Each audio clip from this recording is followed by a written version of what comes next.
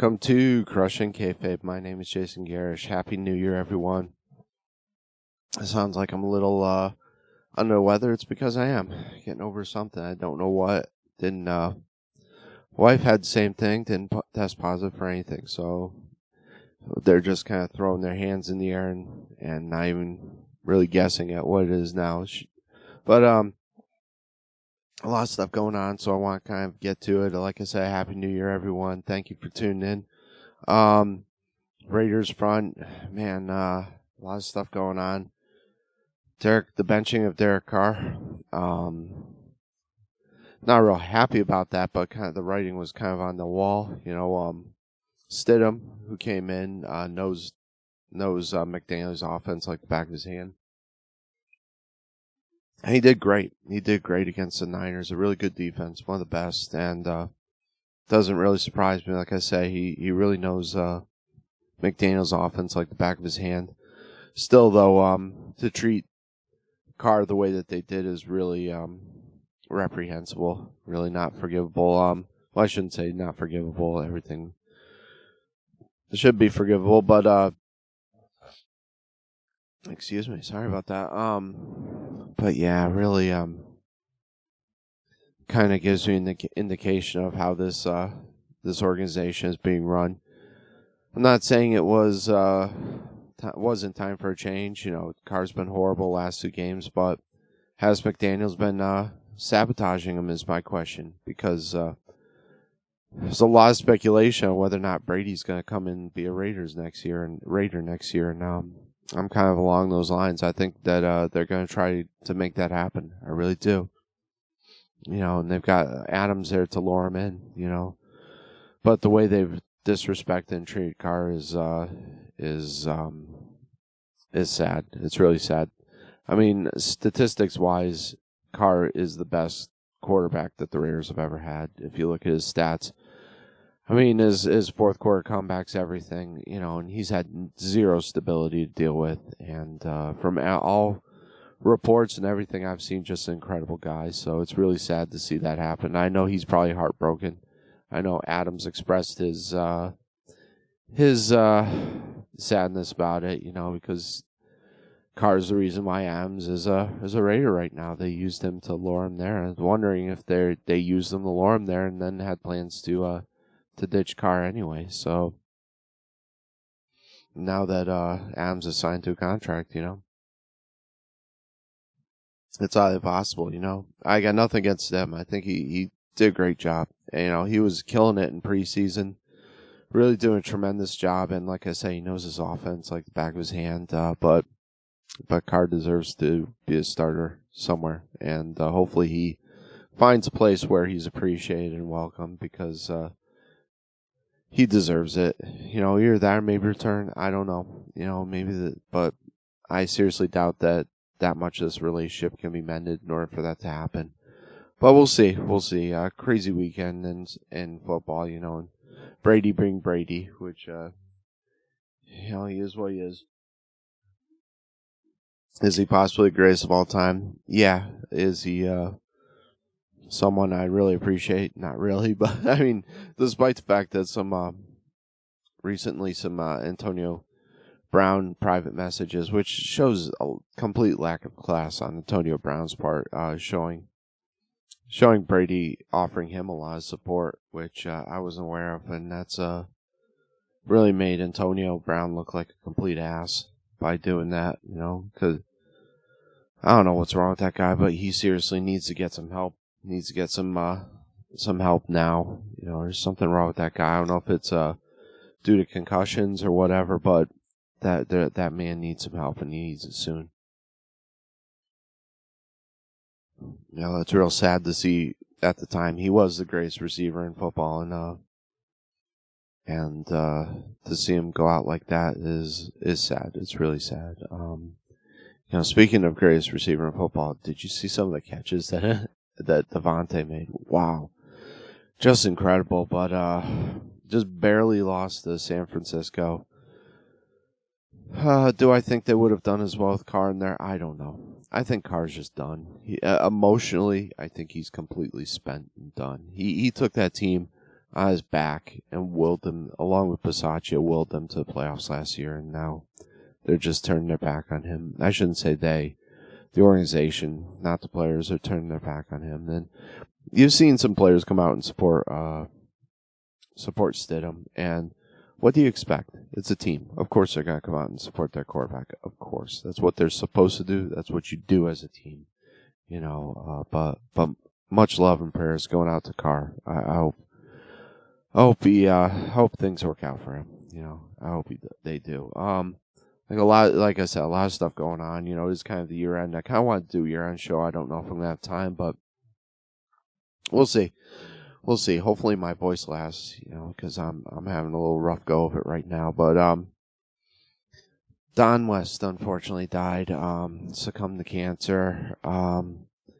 Really a very underrated commentator. I was a big fan of his. I thought he was really good. I don't know why so many people criticized him. I don't know if it was because of his lack of a wrestling background. I don't know if it's because he came from, the QVC network. I don't know, but I really liked that guy. I liked him and Tenay, and a lot of people dumped all over Tenay too, and I don't understand it. I thought they were a great duo. Man, West would get you excited about a match, and he would do a great job. I mean, I don't want to put him on par with, with JR, but he had some of those same qualities of being able to sell you a match, and to be able to do that with the limited experience that he had was really incredible. And the world lost a really good commentator, I thought, when he stopped doing that, and unfortunately succumbed to his illness. But rest in peace, Don West. Really, really wish you'd gotten more respect, during your life, because there's another person that deserved a lot more respect is Don West. He did a great job, and people need to go back and watch some of those old TNA events, because he killed it. He did great. He did awesome.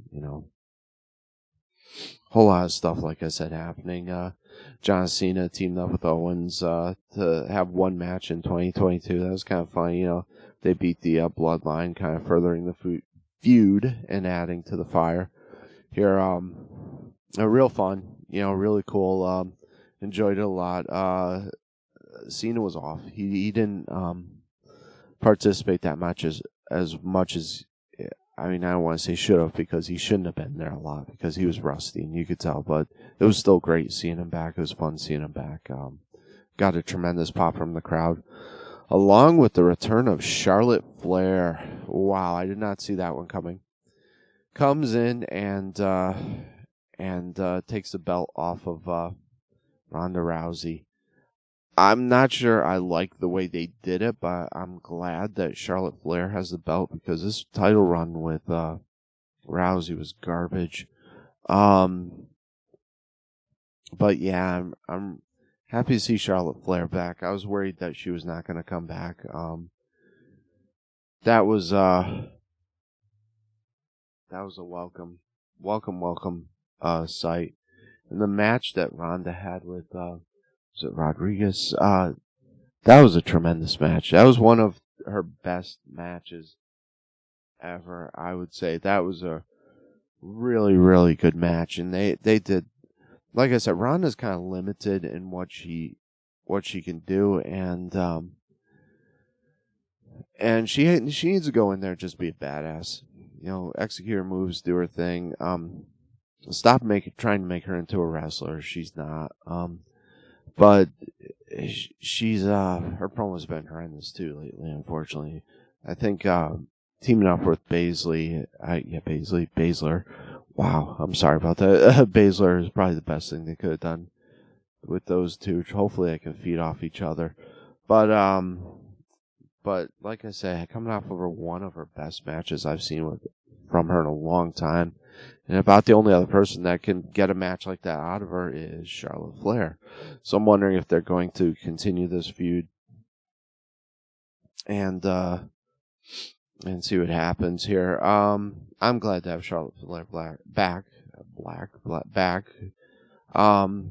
Like I said, it's real cool to see her back. Yeah, like I said, hopefully I'll make it through this. Hopefully, really stuffed up and really not feeling well right now. So I'm pushing through it though. But yeah, good deal, good deal. She's one of the best out there, if not the best. You know, when you combine all of the aspects of her on the mic, her in the ring, and star power, she's right up there with Becky Lynch, and she's really good. Really good. But the match that preceded that, like I said, the Rodriguez thing was excellent. Was really good. I'm really surprised that they did it this way. I don't know if is Rousey hurt. It's kind of weird the way that she immediately took up that match, because if you think about it, she had no viable reason to do what she did, kind of thing. So why she did it, I don't know. But I'm glad that Charlotte's back, and I'm glad that she has the belt now. So so a lot of stuff, like I said, a lot of stuff going on. You know, we had Uncle Howdy attacking Bray, which a lot of people are kind of trying to figure out who this is. You know, signs are pointing to Vinny from Ring of Honor, formerly of Ring of Honor. That's who it is pointing to, and I think that looking at the pictures and comparing the two, I think it probably is Vinny from ROH. So I don't think it's Edge, because if you compare height-wise, the two men in the ring, Edge is considerably taller than Bray Wyatt, and it didn't look that way. So I don't think it's Edge. I think it is Vinny from ROH. If you compare it to, you know, on the AEW front, we had a lot of controversy going on with the rap from Acclaim. I thought it was great. I thought it was excellent, right in the mark, and they nailed it. So kudos to them. Kind of end of the year. What did we happen in 2022? I know it's 2023. I probably should have done this last week, but these are some of the categories of people that I think stood out in 2022. You know, I would have to say I've got two kind of nominations for Breakout Star. One would be Sami Zayn. The other one right behind would be Dominic Mysterio. I would say Sammy just barely beats him out. But most improved, I'm going to say Sheamus. I mean, Sheamus has really turned his career around, really doing some of his greatest work ever. Breakout tag team, I'm going to nominate the Acclaim for that. Best faction, I'm going to say Bloodlines. Just been killing it. They've been killing it all. Best deal, I'm going to say MJF. You know, most memorable moment, I have to nominate the All Out Media Scrum. Sorry. That was just insane. Absolute insanity. Best feud, I'm going to say the Imperium versus, you know, the Bruisers. Most improved women's, it's going to be controversial. I'm going to say Mandy Rose. I mean, she really took it to another level at NXT and improved her game a lot. You know, now she's gone, unfortunately, so we're not going to see her in the main roster again unless that comes down the road. Best women's heel, Rhea Ripley, by far. I thought she was excellent. You know, some people might say, you know, DMD, but she's, I mean, wow. She's that much diminished role within the company, has, you know, but in AEW, I'm trying to think, wow. The brain just stopped working completely there. I apologize for that. Like I said, I'm terribly sick right now. But most wasted talent, I'm going to say, there's so many in AEW, but Miro, that guy, I loved his Redeemer angle, and I thought they should have shot that to the moon, you know. Most shocking return, I'm going to nominate Cody Rhodes for that, with his return at WrestleMania. Favorite WrestleMania moment?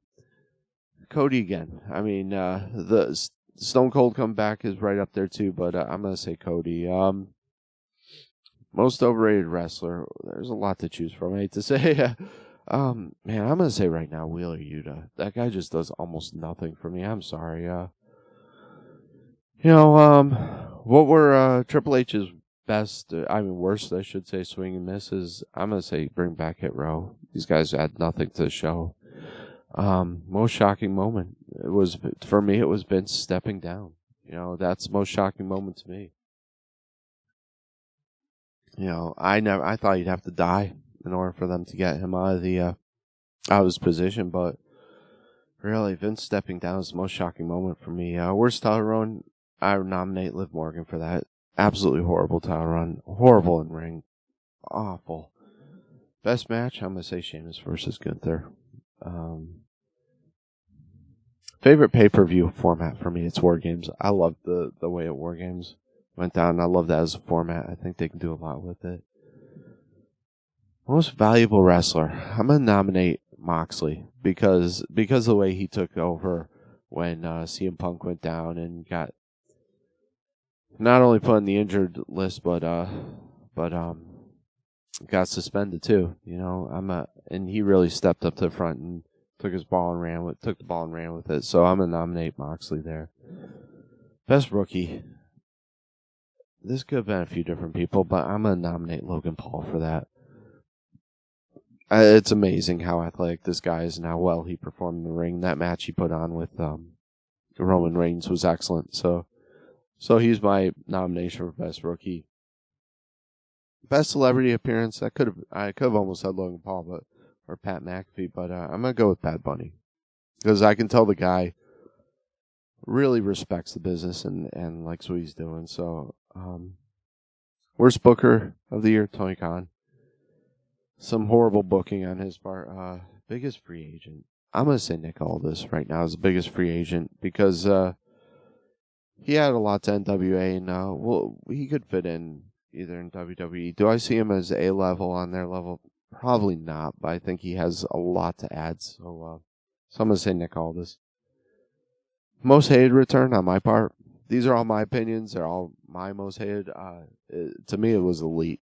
I couldn't stand when the Elite came back. I was hoping that they'd get dismissed from the company. Unfortunately, didn't, but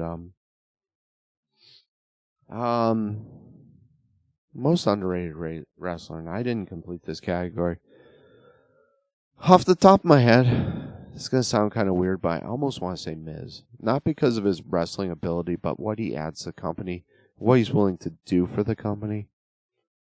He goes out there all the time and does whatever WWE asks of him, and no gripes, no apologies, just does it. So I'm a put him on that nomination.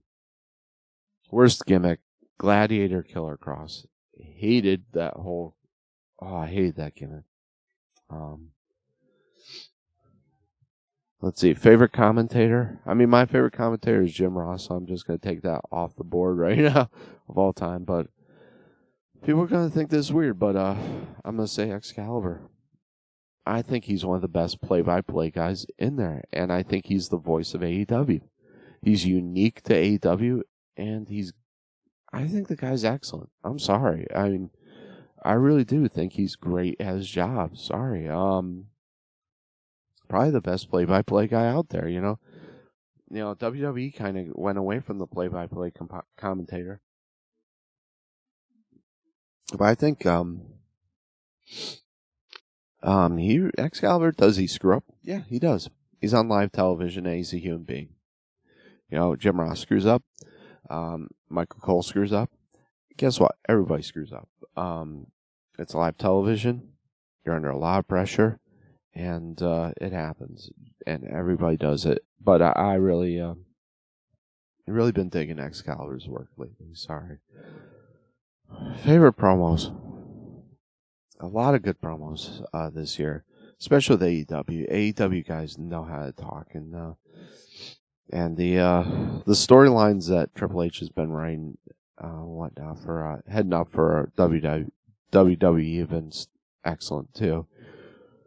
But I'm going to say my favorite promos were the exchanges between MJF and Punk. And I'm kind of biased there because I love Punk and I love MJF. So, but hearing those two go at it and then bringing back the Ring of Honor stuff and the whole speeches from Punk calling himself a snake and then MJF referencing that and go back to it. Really good stuff. And MJF is by far my favorite heel right now. can almost put Roman Reigns in that category of heel, but is the Bloodline a heel faction? They're getting such a huge pop. They're almost like a tweener. I can't even call them a heel.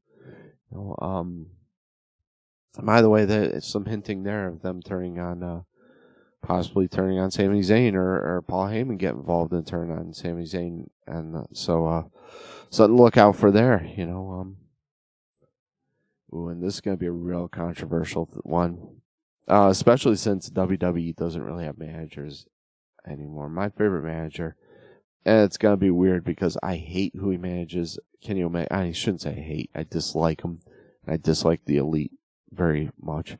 But I'm going to go with Don Callis. I think he's knocking it out of the park with some of his manager stuff.